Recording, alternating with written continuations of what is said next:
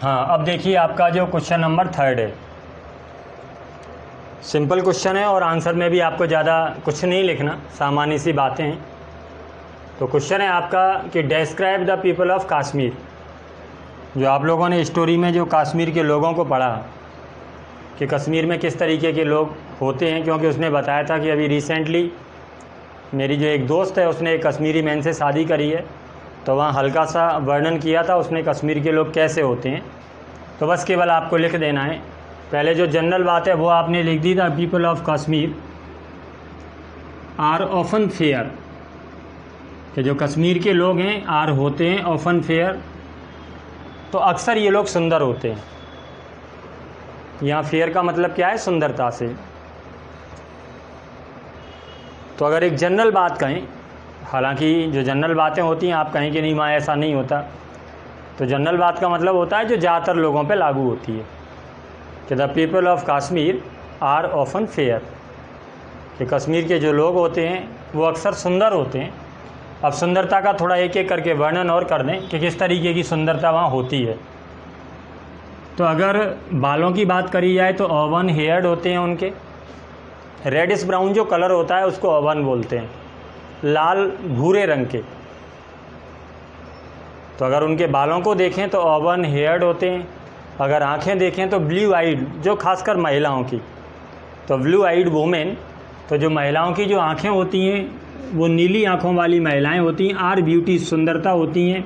यानी जो कश्मीर की महिलाएं होती हैं उनके बालों का जो रंग होता है वो लाल भूरे रंग का, और जो आंखें होती हैं वो नीली, ब्लू आइड वुमेन उनको बोलते हैं। आर ब्यूटीज़ देयर, तो ये कश्मीर की सुंदरता है।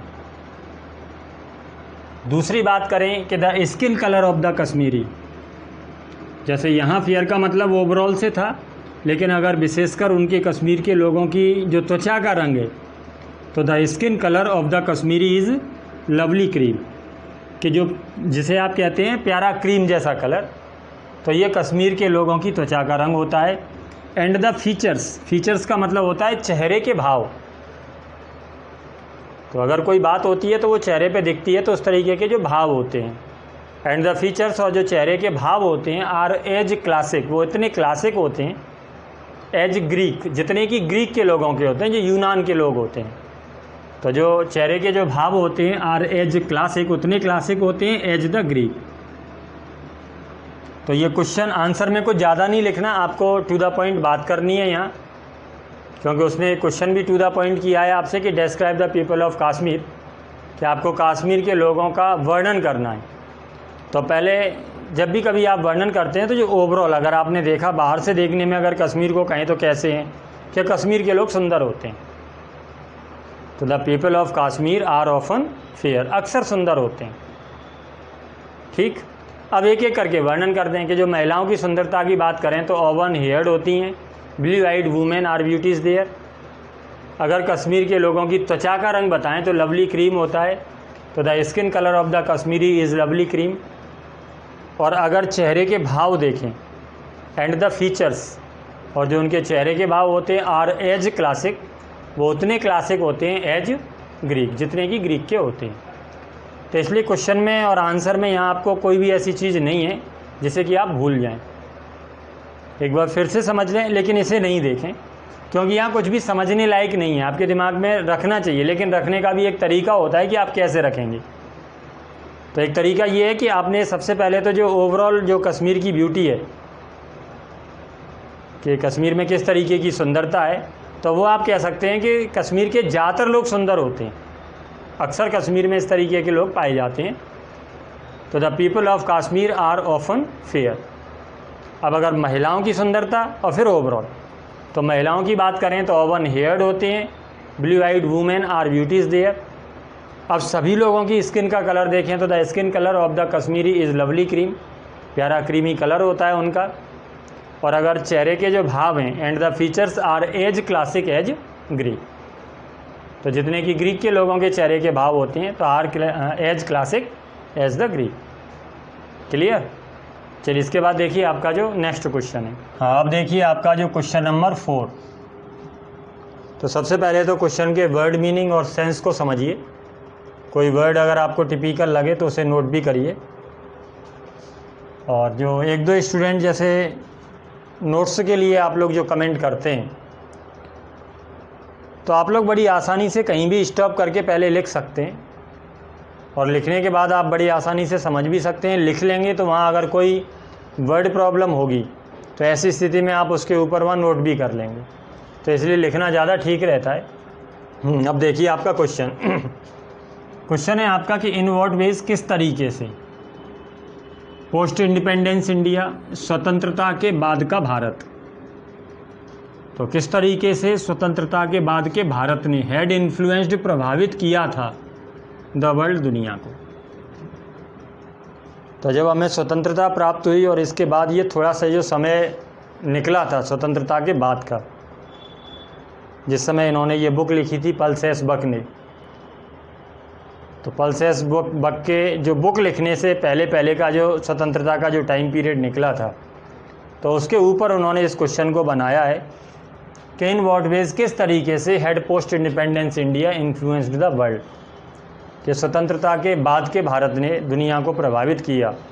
यानी भारत में स्वतंत्रता के बाद ऐसा क्या हुआ जिससे पूरी दुनिया भारत को जानने लगी और भारत के बारे में जो नज़रिया था वो लोगों का बदला। तो सबसे पहले आप फर्स्ट पॉइंट तो ये लिख सकते हैं कि India has managed to maintain किसी भी चीज़ को यथास्थिति को बनाए रखना और उसके लिए मैनेजमेंट करना, हर इंडिपेंडेंस, अपनी स्वतंत्रता। तो भारत ने अपनी स्वतंत्रता को बनाए रखा।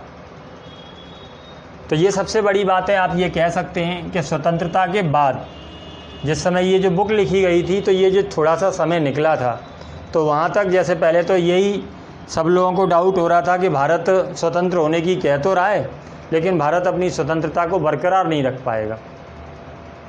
तो ये सबसे बड़ी उपलब्धि थी उस टाइम के इंडिया की कि India has managed to maintain, कि भारत ने इतना अच्छा मैनेज किया मेंटेन करने के लिए हर इंडिपेंडेंस, अपनी स्वतंत्रता को। दूसरा जो यहाँ पॉइंट बनता है कि आपने हर इंडिपेंडेंस लगाया, तो कुछ लोगों के दिमाग में ये आता है कि क्या हम इंडिया के लिए जो हर इंडिपेंडेंस लगा रहे हैं, तो बिल्कुल आप किसी देश को ही मान सकते हैं, सी मान सकते हैं, आप जो भी मानना चाहें।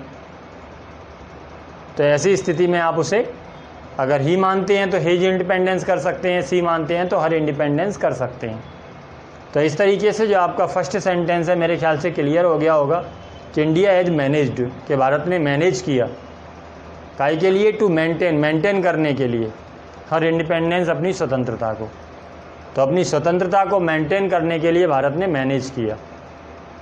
दूसरी जो बड़ी बात है कि सी हैज़ प्रोड्यूस्ड, जो स्वतंत्रता के बाद का जो भारत था उसमें सी हैज़ प्रोड्यूस्ड। अब चूँकि हमने यहाँ हर माना है तो इंडिया को भी हम सी मानेंगे कि सी हैज़ प्रोड्यूस्ड, यानी इंडिया ने प्रोड्यूस किए, इंडिया में उत्पन्न हुए सुपीरियर इंडिविजुअल्स, उच्चतम व्यक्तित्व। तो जो सुपीरियर इंडिविजुअल्स थे वो इंडिया में पैदा हुए, इंडिया ने उत्पन्न किए, एंड इन्फ्लुएंस्ड द वर्ल्ड, और दुनिया को प्रभावित किया। तो बहुत से ऐसे व्यक्ति थे स्वतंत्रता के बाद के भारत के कि जिन्होंने पूरी दुनिया को प्रभावित किया। तो इस तरीके से हम ये मान सकते हैं कि स्वतंत्रता के बाद के भारत ने पूरी दुनिया को प्रभावित किया। दोनों पॉइंट आपके क्लियर हो गए होंगे। तो पहला पॉइंट तो ये हुआ कि उन्होंने अपनी स्वतंत्रता को मेंटेन किया। दूसरा पॉइंट ये हुआ कि प्रोड्यूस्ड सुपीरियर इंडिविजुअल्स, कि इंडिया ने, तो आप ऐसे भी लिख सकते हैं कि सी हैज़ प्रोड्यूस्ड, कि इंडिया ने प्रोड्यूस किया है सुपीरियर इंडिविजुअल्स को, और वो जो इंडिविजुअल्स थे उन्होंने एंड इन्फ्लुएंस्ड द वर्ल्ड, और दुनिया को प्रभावित किया। कितने समय में, इन दीज फ्यू, ये जो थोड़ा सा शॉर्ट ईयर्स, थोड़ा सा जो समय है ऑफ फ्रीडम, स्वतंत्रता का।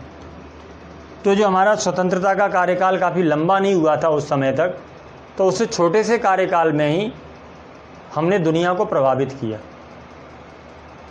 तो मेरे ख्याल से दोनों पॉइंट आपको क्लियर हो गए। और जैसा मैं आपको हर बार बताता हूँ कि आपको ध्यान हिंदी वाले पॉइंट पर देना है। जो आपसे कहा जा रहा है आप उसे, वो जो स्टोरी है उसका जो कनेक्शन है, आप उसे हिंदी में दिमाग में रखिए, अंग्रेजी में तो आप लिख ही देंगे।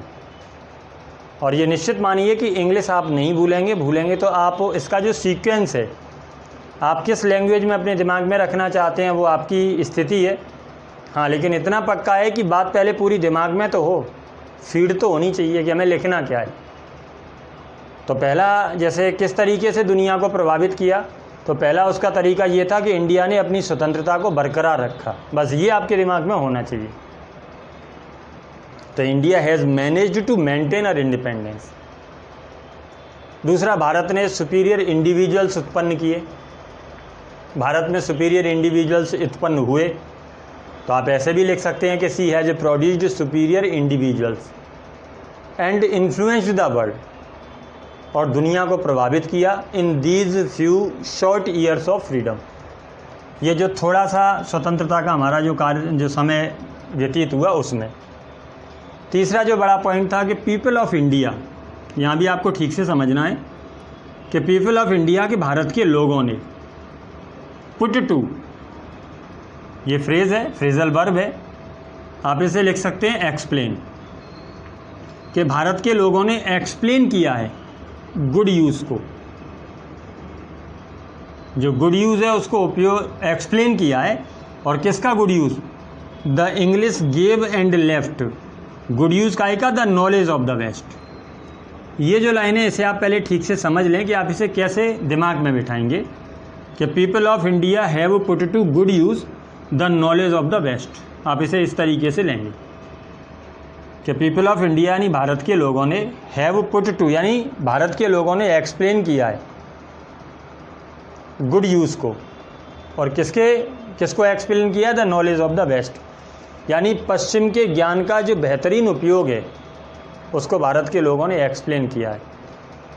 अब ये नॉलेज ऑफ द वेस्ट दिया किसने?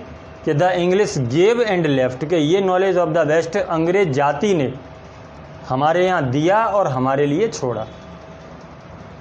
इसको भारत के लोगों ने बहुत अच्छे तरीके से एक्सप्लेन किया है। बात मेरे ख्याल से दिमाग में बैठ गई होगी कि the people of India have put to या the people of India have explain good use, the English gave and left the knowledge of the waste.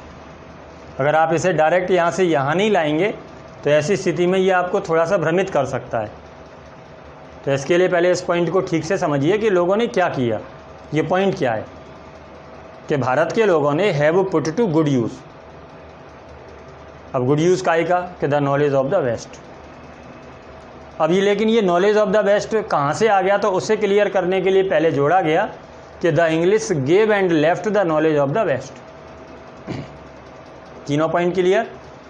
सबसे पहला पॉइंट इंग्लिश में ना करते हुए इसे हिंदी में दिमाग में रखिए कि भारत ने अपनी स्वतंत्रता को बरकरार रखा। और इसे आप आसानी से लिख सकते हैं कि India has managed to maintain her independence. दूसरी बड़ी बात कि भारत में जो सुपीरियर इंडिविजुअल्स थे वो उत्पन्न हुए और उन्होंने दुनिया को प्रभावित किया, या इस तरीके से भारत ने उनके द्वारा दुनिया को प्रभावित किया। तो सी हैज़ प्रोड्यूस्ड, सी किस तरीके से लग गया, समझ में आ गया होगा। तो सी हैज़ प्रोड्यूस्ड क्या? Superior individuals and influenced the world, और वो भी कितने समय में? इन these few short years of freedom. ये जो थोड़ा सा समय व्यतीत हुआ स्वतंत्रता का उसमें। तीसरा पॉइंट आपका क्या बनता है? इस तरीके से दिमाग में आपके हिंदी में पॉइंट होने चाहिए कि भारत के लोगों ने जो पश्चिम का ज्ञान था उसका बेहतरीन उपयोग किया या उसे बेहतरीन तरीके से एक्सप्लेन किया। आगे एक पॉइंट इसका थोड़ा और बनेगा, तो पहले इतने को समझ लें कि the people of India have put to good use, the English gave and left the knowledge of the West, and यहाँ से जो अगला पॉइंट मैं बता रहा था, दे आर ऑल्सो बेनिफिटेड। तो न केवल उन्होंने, भारत के लोगों ने नॉलेज ऑफ द वेस्ट को एक्सप्लेन किया, बल्कि दे आर ऑल्सो बेनिफिटेड, वे लाभान्वित भी हुए। जो भारत के लोग हैं वे लाभान्वित भी हुए बाई प्योर एंड एक्सक्यूसिटली, एक्सक्यूसिटली प्रोनाउंसिएशन ठीक से ले जाएं, एक्सक्यूसिटली एनंसिएटेड इंग्लिश, प्योर शुद्ध एक्सक्यूसिटली स्पष्ट उच्चारित, एनंसिएटेड, स्पष्ट उच्चारित अंग्रेजी। तो दे आर ऑल्सो बेनिफिटेड, यानी उन्होंने जो नॉलेज ऑफ द वेस्ट था उसको ठीक तरीके से एक्सप्लेन भी किया और उससे खुद भी लाभान्वित हुए। तो they are also benefited, benefit जानते ही होंगे, लाभ होना, और बेनिफिटेड लाभान्वित होना। तो दे आर ऑल्सो बेनिफिटेड, कि वे लाभान्वित भी हुए, काई से, by pure and exquisitely enunciated English. तो बाई प्योर एंड एक्सक्यूसिटली, अगर प्रोनाउंसिएशन ठीक से ले जाएंगे तो स्पेलिंग में भी मिस्टेक नहीं होगा। प्योर तो आपका क्लियर है ही, XEXQQUI, सिटली SITELY। तो pure and exquisitely enunciated English, दोनों पॉइंट क्लियर हो गए। पहले तो पीपल ऑफ इंडिया जो थे उन्होंने have put to good use, तो उन्होंने गुड यूज़ को एक्सप्लेन किया, किसके गुड यूज़ को, the knowledge of the west, पश्चिम के ज्ञान के उपयोग को उन्होंने एक्सप्लेन किया। अब ये पश्चिम का ज्ञान कहाँ से आया कि the English gave and left the knowledge of the best. और दूसरा, इसी ज्ञान को, इसी ज्ञान से दे आर ऑल्सो बेनिफिटेड, वे लाभान्वित भी हुए, by pure and exquisitely enunciated English. मेरे ख्याल से ये जो तीनों पॉइंट हैं, पॉइंट अभी तीन ही हुए, इसी पॉइंट का जो दूसरा पॉइंट है वो है ये। तो first, India has managed to maintain her independence, कि भारत ने अपनी स्वतंत्रता को बरकरार रखा। दूसरी अगर बात करें, क्लियर हो गया पहला, भारत ने सुपीरियर इंडिविजुअल्स उत्पन्न किए, she has produced superior individuals and influenced the world in these few short years of freedom. जो तीसरी बड़ी बात, जो स्वतंत्रता का ये थोड़ा सा समय है उसमें, a people of India have put to good use, भारत के लोगों ने have put to good use explain किया है गुड यूज़ को।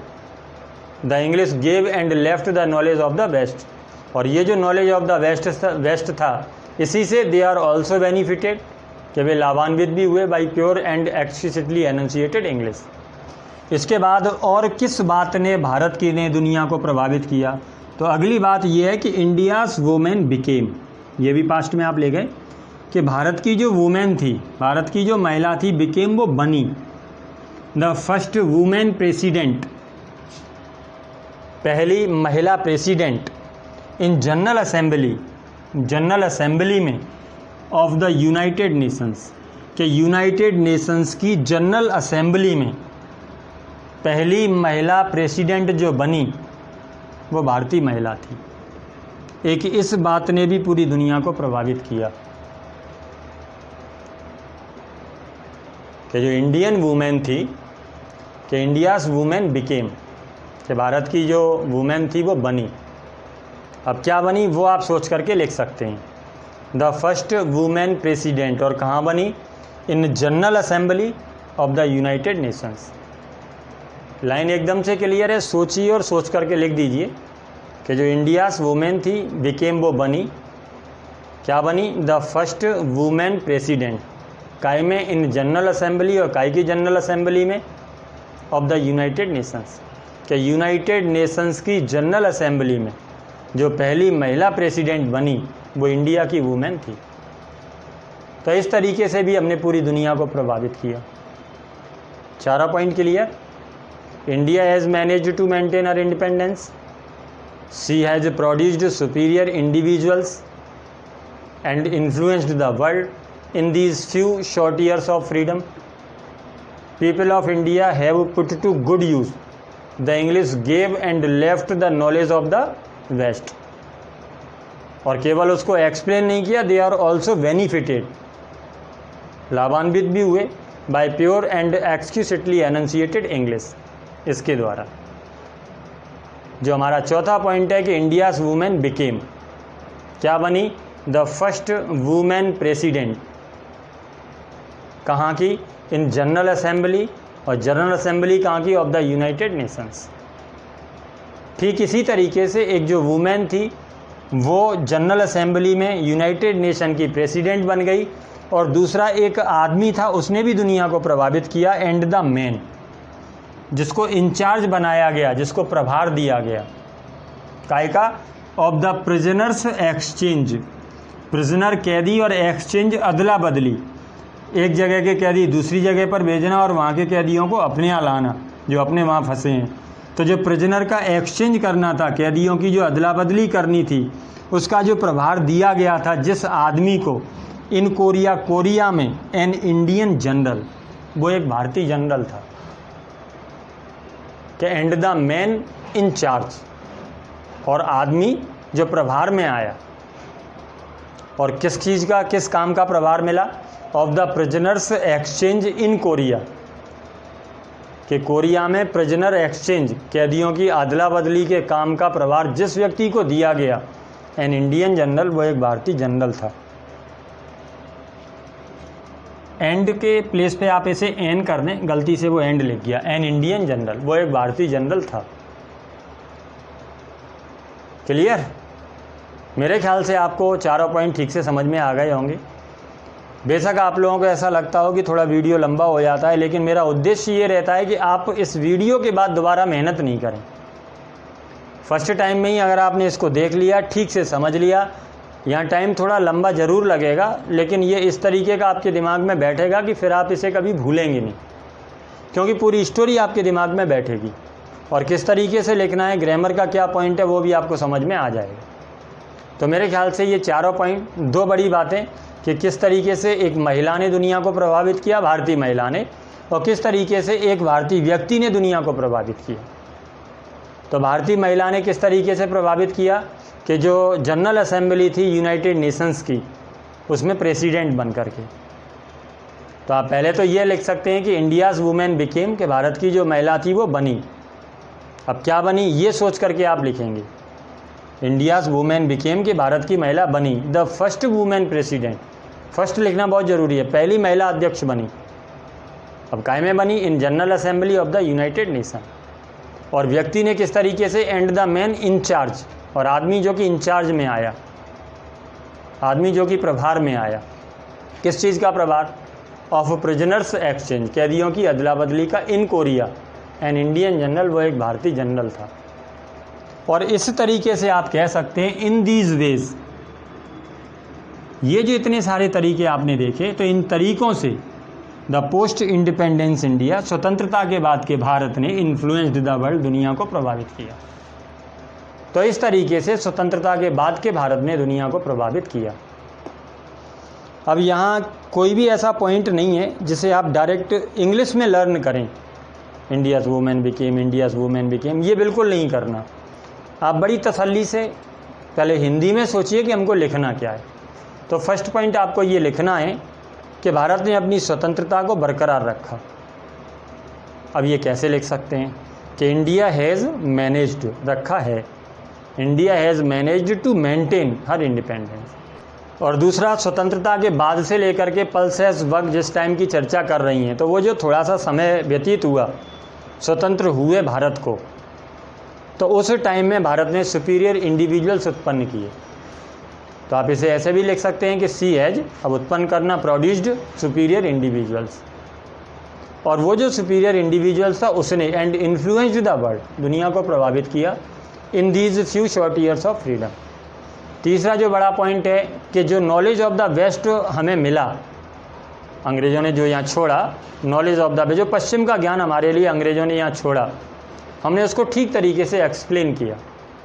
तो people of India have put to good use the English gave and left the knowledge of the waste.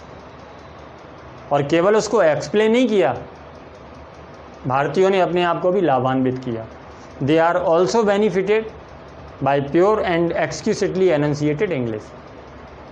तो तीन तरीक़ों से, इन तीन बातों से पूरी दुनिया को हमने प्रभावित किया। चौथा पॉइंट ये था कि हमारे यहाँ की जो वुमेन थी, तो वो यूनाइटेड नेशन की जनरल असेंबली में द फर्स्ट वुमेन प्रेसिडेंट बनी। आप इसे ऐसे लिख सकते हैं कि इंडियाज़ वुमेन बनी, became the first women president in general assembly of the United Nations. चौथी बड़ी बात कि जिस आदमी को कोरिया में कैदियों की अदला बदली का काम मिला, वो भी एक इंडियन जनरल था। And the man in charge in prisoners exchange in Korea, आदमी जिसको कि प्रिजनर एक्सचेंज का काम मिला, तो the man in charge of prisoner exchange in Korea an Indian general, वो भी एक इंडियन जनरल था।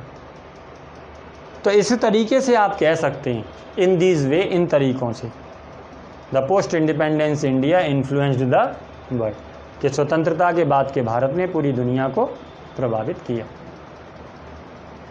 क्लियर? मोस्ट इम्पोर्टेंट क्वेश्चन में से, इसलिए थोड़ा सा टाइम ज़्यादा लेना पड़ा, लेकिन उम्मीद करता हूँ कि आप सब लोगों को बहुत अच्छे से तैयार हो गया होगा। चलिए इसके बाद देखिए आपका जो नेक्स्ट क्वेश्चन है।